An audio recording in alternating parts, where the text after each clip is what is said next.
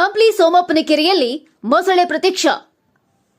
ಮೊಸಳೆ ನೋಡಲು ಮುಗಿಬಿದ್ದ ಕಂಪ್ಲಿ ಜನತೆ. ಮೊಸಳೆ ಕುರಿತು ನಿನ್ನೆ ವರದಿ ಮಾಡಿತ್ತು ಸಿದ್ಧಿ ಟಿವಿ. ನಮ್ಮ ವರದಿಯ ಬೆನ್ನಲ್ಲೇ ಇಂದು ಕೆರೆಗೆ ಭೇಟಿ ನೀಡಿದ ಅರಣ್ಯ ಇಲಾಖೆ ಸಿಬ್ಬಂದಿಗಳು. ಸ್ಥಳಕ್ಕೆ ಭೇಟಿ ನೀಡಿ ಪರಿಶೀಲನೆ ನಡೆಸಿದ ಅರಣ್ಯ ಇಲಾಖೆ ಸಿಬ್ಬಂದಿಗಳು. ಮೊಸಳೆ ಹಿಡಿಯುವ ಕಾರ್ಯಾಚರಣೆ ನಾಳೆಗೆ ಮುಂದೂಡಿಕೆ.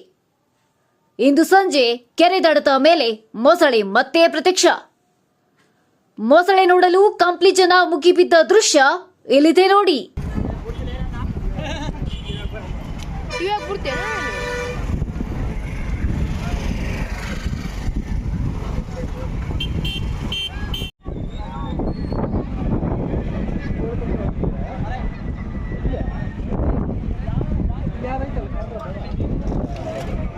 ಹುಲ್ಲಿಗೆಡ್ಡೆ ಕಣಕಲ್ಲ ಪ್ರಶ್ನೆ ಹುಲ್ಲಿಗೆಡ್ಡೆ